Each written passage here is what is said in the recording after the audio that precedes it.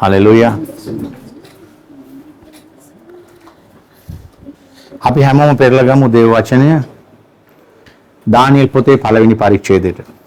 යුදාහි රජු යෙහෝයාකීම්ගේ රජ කිරීමේ 3 වෙනි අවුරුද්දේ බැබිලෝනිය රජු නෙබුකුද්නේසර් රජ යෙරුශලමට ඇවිත් ඒක වටලා ගත්තේ. ස්වාමීන් වහන්සේද යුදාහි රජු යෙහෝයාකීම් සහ දෙවියන් වහන්සේගේ ගෘහයේ බඩු වලින් කොටසක් ඔහු අතට දුන්නේය. ඔහු අනාහි ශීනාර් දේශේ තමාගේ දෙවියන්ගේ ගෘහයට ගෙනවිත් ඒ බඩු තමාගේ දෙවියන්ගේ භාණ්ඩාගාරයේ තැබුවේය. දැන් මේක හරි අමුතු කතාවක්. අද අපි කතා කරන්න යන්නේ නෙබුකුද්නේසර් ගැන. දැන් දානියෙල් පොතේ ඉන්නේ දානියෙල් ගැන්නේ. අපි දානියෙල් පොතේ කතා කරන්න යනවාද නෙබුකුද්නේසර් ගැන. මේ මිනිස්සයා දෙවියන් වහන්සේගේ වචන ගැන පටන් ගද්දිම යෙරුසලමේ මේ මිනිස්සයා අතර දෙනවා දෙවියන් වහන්සේ මේ යෙරුසලමේ තමන් දෙවියන් වහන්සේට নমස්කාර කරන සෙනගගේ බඩු වලින් කොටසක් අපි කියන පාවල දෙනවා කියලා. එහෙම නැත්නම් එයාට ගෙනියන්න සලස්වනවා. හරියට උන්වහන්සේගේ සෙනග নমස්කාර කරන ගෘහය. ඒකට යොදාගෙන බඩු ගාන්න ගෙනියන්න ඉඩ හරිනවා දෙවියන් වහන්සේ. දෙවියන් වහන්සේ පාවා නොදෙන සේක් නම් මොනම වෙලාවක්වත් ඊශ්‍රායල් සෙනගව පාවල දෙන්න බෑ කාටවත්. දෙවියන් වහන්සේ කාගේ අතටද බාර දෙන්නේ නැත්නම් ඊශ්‍රායල් සෙනග එහෙම නැත්නම් දෙවියන් වහන්සේගේ සෙනගට අතක් තියන්න බෑ කාටවත්. මේ ව්‍යවස්ථාවේ මේ කාලේ අපි ඒක හැම තැනම දකිනවා. උන්වහන්සේ තමයි ඒකට ඉඩ හරින්නේ. ඉතින් මේ කාරණාවට ඉඩ හරිනවා නෙබුකුද්නේසර් රජුවන්ට. ඉතින් අද අපි කතා කරන්න යනවා නෙබුකුද්නේසර් ගැන. ඉතින් මේකෙදී මෙයා ගෙනිහිල්ලා කොහෙද තියන්නේ? මේවා ගෙනිහිල්ලා තියෙනවා එයාගේ දෙවියන්ගේ භාණ්ඩාගාරේ, ගෘහේ භාණ්ඩාගාරේ. ඒ රටට වෙනම ඒගොල්ලෝ අදහිල්ලක් තියෙනවා. එතන ඊන් තියෙනවා. ඉතින් මේ කාරණා මෙහෙම තියෙද්දි මේ නෙබුකුද්නේසර් රජු හරි ලස්සන සිදුවීමක් වෙනවා. රජුව දකින්න හීනයක්. හීනයක් දැකලා දෙවෙනි පරිච්ඡේදයේ පළවෙනි පදේ. නෙබුකුද්නේසර් රජ කිනව දෙවෙනි අවුරුද්දේ ස්වප්නයක් දුටුවේය. එයින් ඔහුගේ ආත්මය කැළඹී ඔහු නිින්ද පහව ගියේය. ඒ විට රජුගේ ස්වප්නය රජුට දන්නන පිණිස මන්ත්‍රකාරයන්ද, අනවිනකාරයන්ටද, මායාකාරයන්ටද, කල්දිවරුන්ටත් අඬගසන්ට රජ අනකලේය. ඔහු ඇවිත් රජාන් ඉදිරියේ සිටුවේ. බලන්න මේ අමුතු කාරණාවක්. මේ රජුගේ හීනයක් දකිනවා. දැන් එයා ඒ හීනේ ගැන දැන් ඒ කාලේ තිබුණා මොන හරි දෙයක් වුණාම දැන් අපේ ලංකාවේ මොකක් හරි දෙයක් වුණ ගමන් ඉස්සරහම යන්නේ මොකද්ද? කේන්දරේ බලන්න. එහෙම නැත්නම් කොහෙද යන්නේ? සාත්තරයක් අහන්න. තව කවුරු කට්ටිය යනවා මොන හරි පූජාවක් තියන්න. එක එක තැන්වල යනවා. හරිද? ඉතින් දෙවියන් වහන්සේගේ දරුවෝ විදිහට අපි මොකද කරන්නේ? පළවෙනිම දන ගහලා අපි ආඥා කරනවා. ඉතින් ස්වාමීන් වහන්සේට මහිම වේවා. ඉතින් අපි දකින්න අපේ ජීවිත අනිත් හැම තැනකටම වඩා අපිට උත්තර ලැබෙන බව. අපි උත්තර ලබා ගන්න බව. මොකද අපි අදහන්නේ ජීවමාන දෙවියන් වහන්සේ. ස්වාමීන් රජුන්ගේ රජ නිසා. ඉතින් නෙබුකුද්නේසර් රජුගේ ස්වප්නේ දැක්කම ඉතින් පස්වෙනි පදේ කියනවා මේ රජු කියන හරි ලස්සන කතාවක්. කාරණේ මගෙන් පහව ගියේද? ස්වප්නේද? එහි අර්ථයද මට නුඹලා දැන්නොත් නොදන්නොත් නුඹලා කැබලි කොට නුඹලාගේ කසල ගොඩවල් කරනවා නුඹගේ ගෙවල්. දැන් මේ හරි අමුතු කතාවක්. මෙයා කියනවා රජු කියනවා මන් දැක්ක හීනෙත් කියන්න. මන් දැක්ක හීනේ මට කියන්න. හරි පුදුම කතාවක්. දැන් මමයි හීනේ දකින්නේ. සාස්ත්‍රවන්තයෝ ඔක්කොම ගලනවා මන් දැක්ක හීනේ කියන්නේ. එහෙම නොකිව්වොත් එම උඹලා කපලා කෑලි කරලා කාල ගොඩවල් දානවා මම ගෙවල් දොරවල් කියලා. ඊට පස්සේ 9 වෙනි පදේ සඳහන් කරනවා නුඹලා මට ස්වප්නේ නොදැන්වොත් නුඹලාට ඇත්තේ එක නිමියක්. කාලය වෙනස් වනතුරු නුඹලා මා ඉදිරියේ කියන්ට බොරු ප්‍රයෝග වචන යොදාගෙන හිඳුනේ. එබැවින් ස්වප්නේ මට කියන්න. ඒ විට නුඹලා හියාර්ථේ පෙන්වන බව මට පුළුවන් බව මට දැනෙනවා ඇතයි කිව්වේ. හරි පුදුම කතාවක් මෙතන වෙන්නේ. රාජ්‍යරු කෙනා මට හීන කියන්න මම දැක්ක හීන මට කියන්න. එතකොට මම දන්නවා උඹලට ඒ උත්තර දෙන්න පුළුවන් කියලා. හalleluya. දැන් මේ කිසි කෙනෙකුට මේක බෑ. 11 වෙනි පදේ කියනවා මේ සාස්ත්‍රවන්තෝ කතා කරලා කියනවා රාජ්‍යරු විචාරෙන් හරි අමුතු දෙයක්. අමාරු දෙයක්. මනුෂ්‍යයන් සමග වාසය නොකරන දෙවිවරුන්ට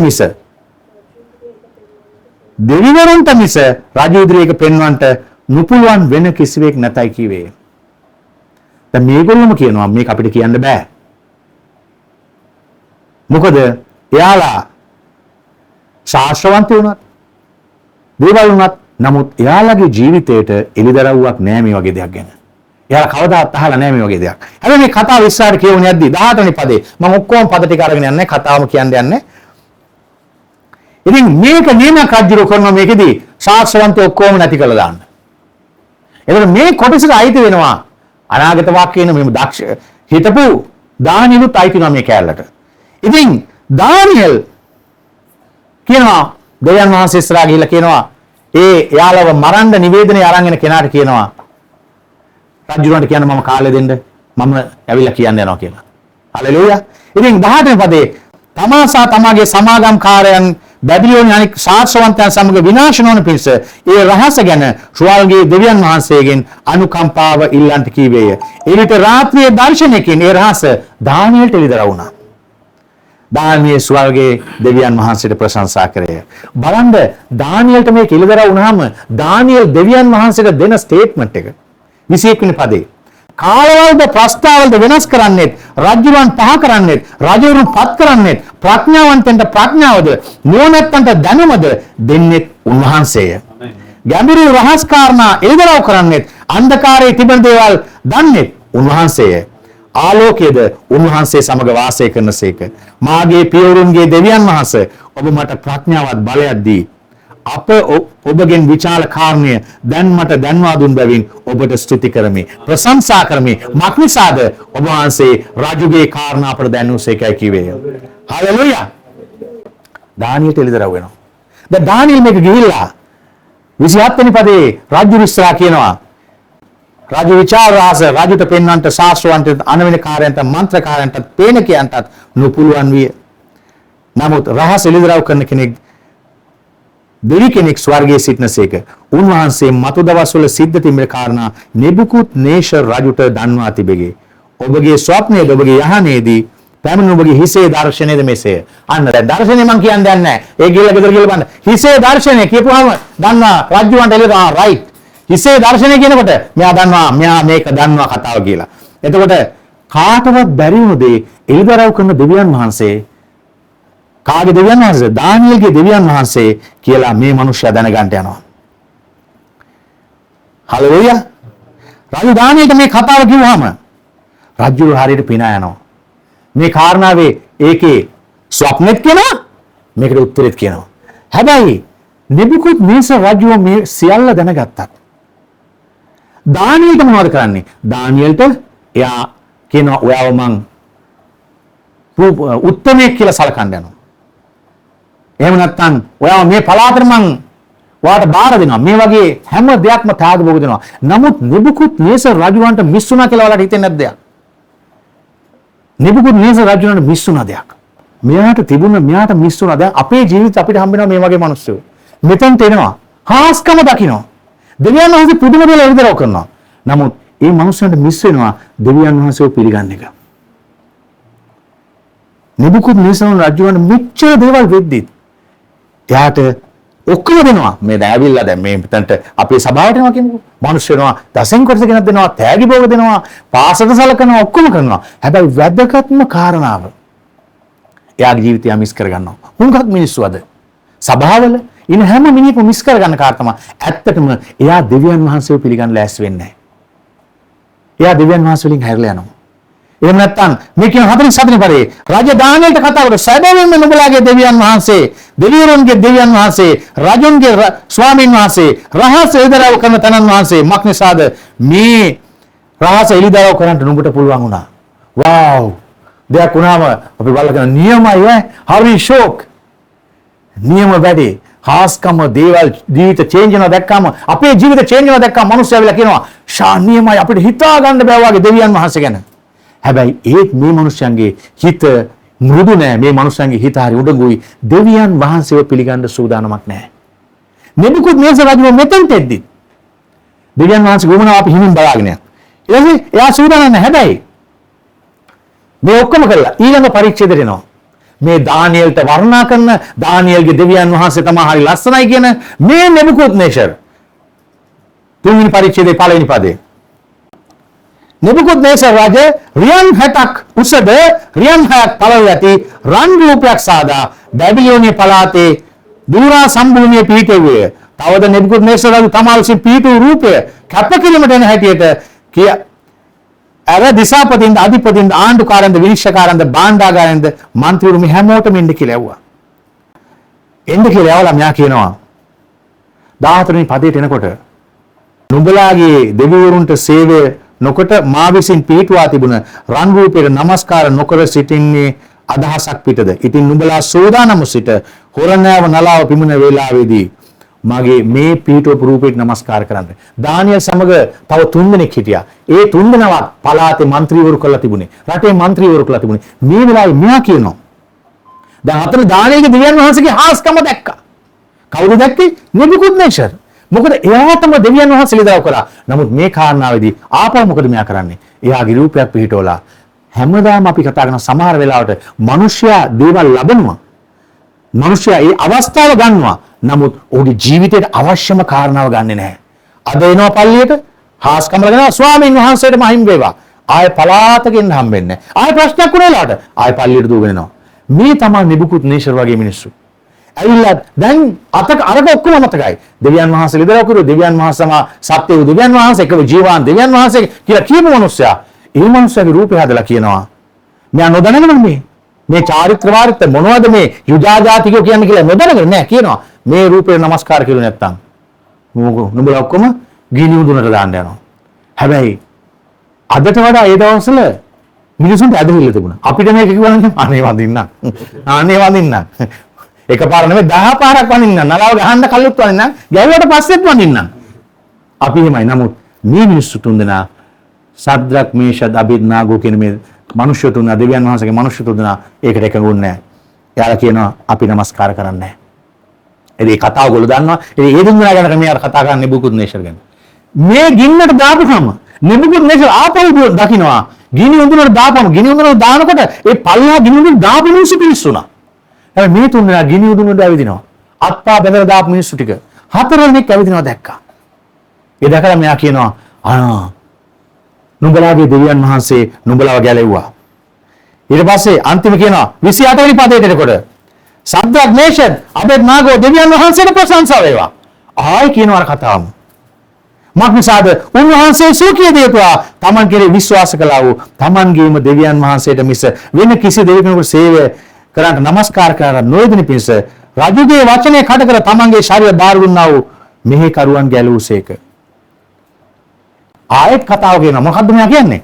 ඒ හින්දා ඔයාලා තුන්දෙනාට විරුද්ධව කතා කරන ඔක්කොම පිටි ගන්නවා. හැබැයි දෙවියන් වහන්සේ දිගින් දිගට මේ මනුස්සයට මේ පෙන්වන්න දන්නේ මම ඔබගේ ජීවිතේ තව උඩින් තියන්න ලෑස්ති දෙවියන් වහන්සේව පිළිගනින් කියන එක.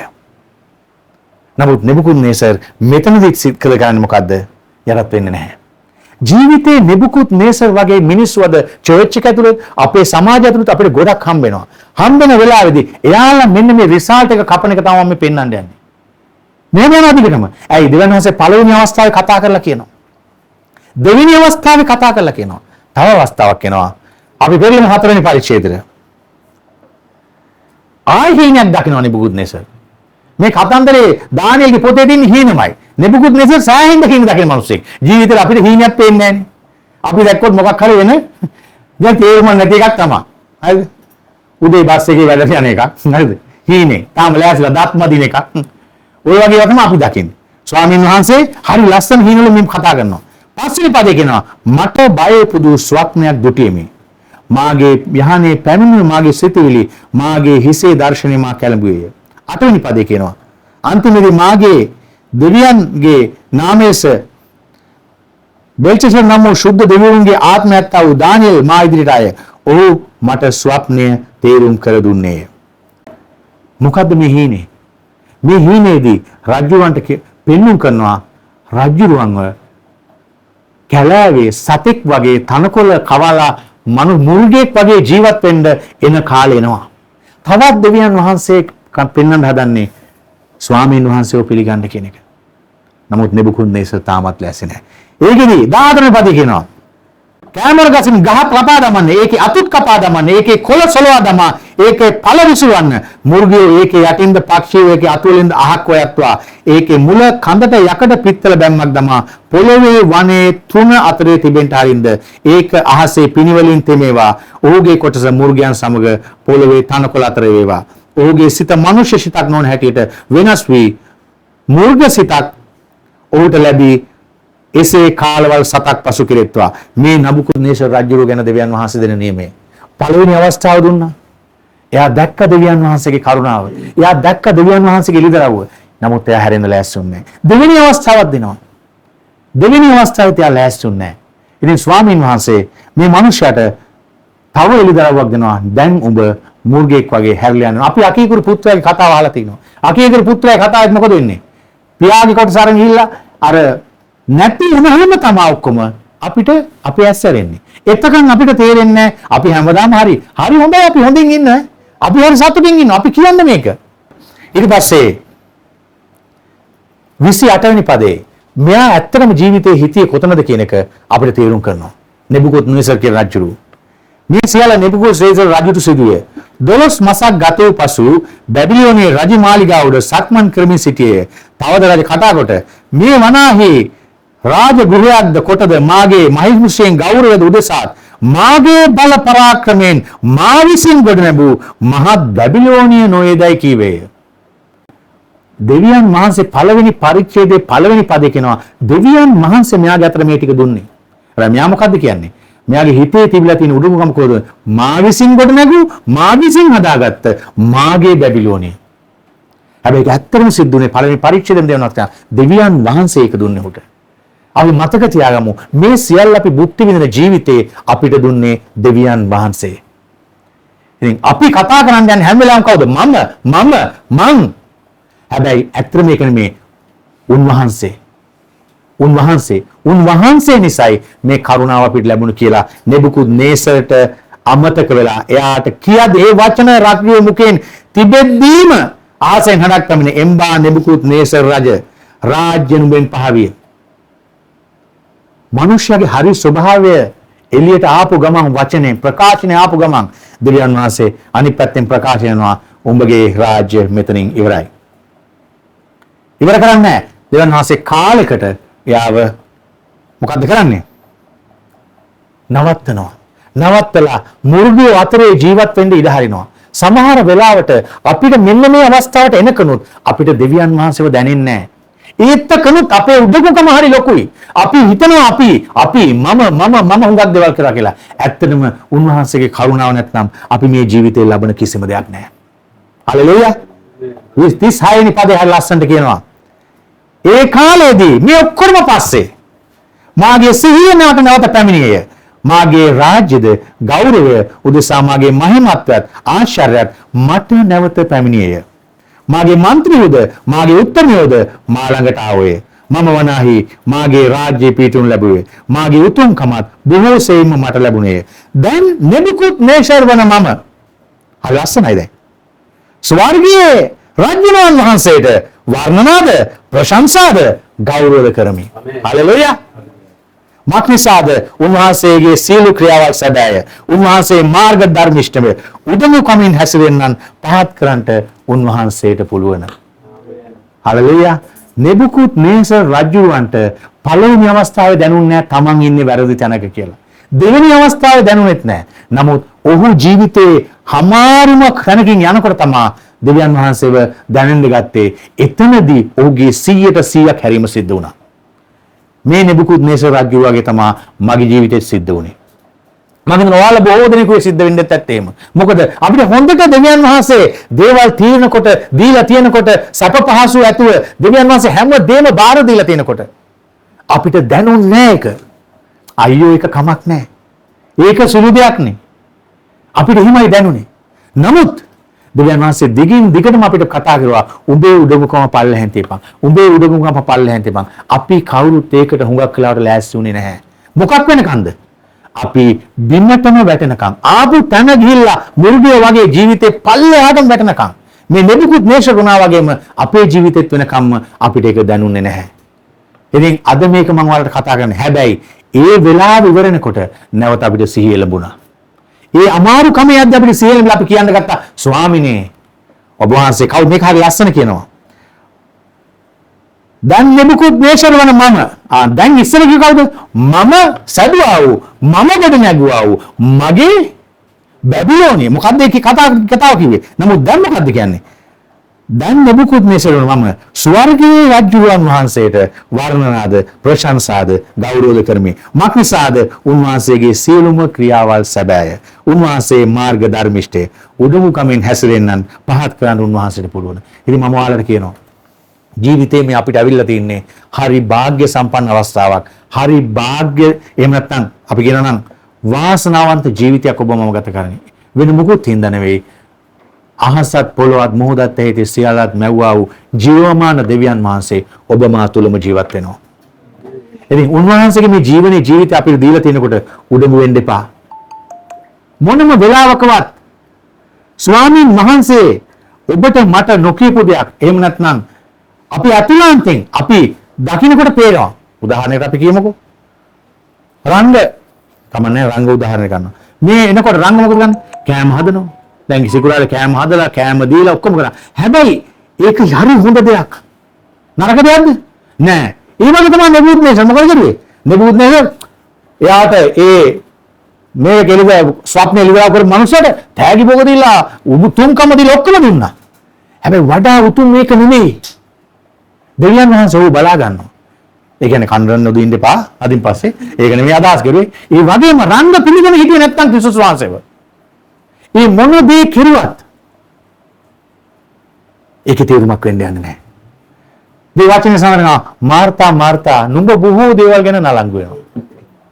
අපි සමහර මේකක් තියෙනවා. නමුත් අපි ඇත්තටම මේ දෙවියන් වහන්සේව හරියට අඳුරගෙන දෙවියන් වහන්සේ කියන්නේ කවුද කියන එක දැනගත්තාන් පස්සේ දේව වචනේ දිගින් දිගටම කතා කරද්දී දේව වචනේට අපි යටහත් වෙමු. උන්වහන්සේ අපි උසස් කරන්නට යනවා. සමහර තැන්වල අපේ ජීවිතේ තාමත් අපි උන්වහන්සේට 100% යටහත් නැහැ. අපේ ජීවිතවල අපිට පුළුවන්.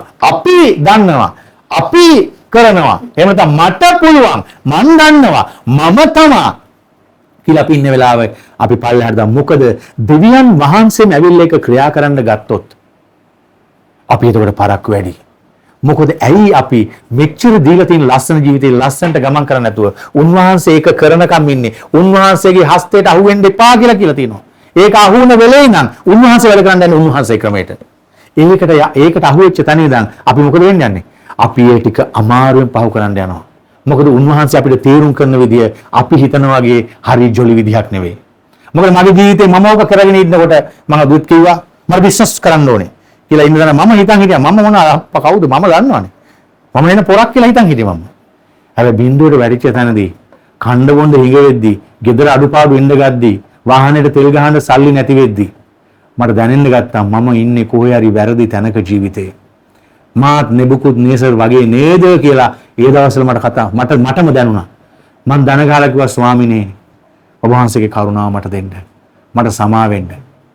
හැබැයි ඒ ගිය පේන් එක ඒ ගිය අමාරුකම ස්වාමීන් වහන්සේ සුති කරන ඒ වෙලාවට පාස් යන කතා කරලා පුතා මොකද වෙලා තියෙන්නේ කියලා ඇහුවා. පාන්දර 4යි. ඒ කෝල් එක මගේ ජීවිතේ සම්පූර්ණ වෙනස් කරා. ඉතින් මම ඔයාලට කියන එතෙන්ට එනකන් එන්න එපා ජීවිතේ කාරණාවක් තියෙද්දි. දෙවියන් වහන්සේ තුල රැඳෙනවා නම් දෙවියන් වහන්සේට යටහත් වෙන්න. දෙවියන් වහන්සේ ඔබට එළිදරව් කරනවාමයි කරවතු සියල්ල.